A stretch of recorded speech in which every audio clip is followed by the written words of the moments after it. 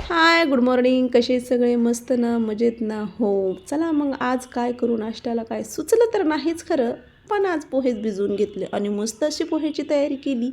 पोहे खायचे होते ते सर्वांनाच, मग मलाही खायचे होते. मस्त असे पोहे करून घेतले आणि दुसरीकडे मस्त चहा उकळत ठेवला होता. पोहे म्हटलं की चहा आलाच, चहाही झाला, मग पोहेही झाले. ह्या तिघांचं मस्त असं चहा पोहा पार्टी चालू झाली. मीही खाऊन घेतले आणि हो, मग हे बघा आमचा महाराजांचा आराम हा चालूच असतो. मला कामावर जायला उशीर झाला, पण पाऊसही मध्ये गोंधळ घातला. करता काय, मग काय कामावर गेल्या रे बघा जियाना आणि तिच्या फ्रेंडचं काय चाललं होतं, तर मासे पकडणार. अरे त्यांना कोण सांगणार, पाण्यात मासे असतात, बाहेर मासे नसतात. चला ते खेळणं, त्यांचं ते खेळ खेळतच राहणार.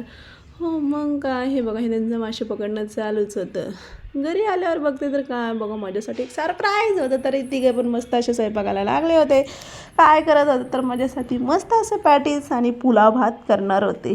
अरे बापरे, कारण मी आज स्वयंपाकाला हातच लावणार नव्हते, कारण मला तिघांनी सांगितलं होतं तू आज स्वयंपाक करायचा नाही, तुला आम्ही मस्त असा स्वयंपाक करून घालणार आहोत.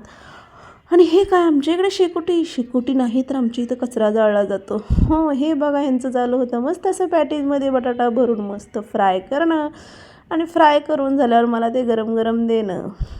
पण त्याला वेळ लागला. मस्त त्यांनी काढून घेतले. गरम गरम तर दिले, पण खूप भाजत होते.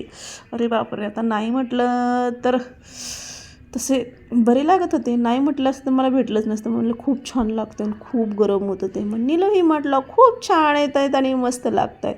मग काय सईने घेतले मस्त असे जेवायला. सईनी निलुनी रायानं मला असं मस्त असं आयतं ताट आणून दिलं होतं, कारण त्यांनी सांगितलं होतं की आज तू काहीच काम करायचं नाही, सगळं काम आम्ही करणार, तुला इथं जेवण देणार. अरे हो, किती मज्जा ही. मला रोजच असं इथं ताट आलं तर किती भारी वाटेल. हे बघा हे पॅटीसवर सगळ्यांनीच मारला ना मस्त असा ताव.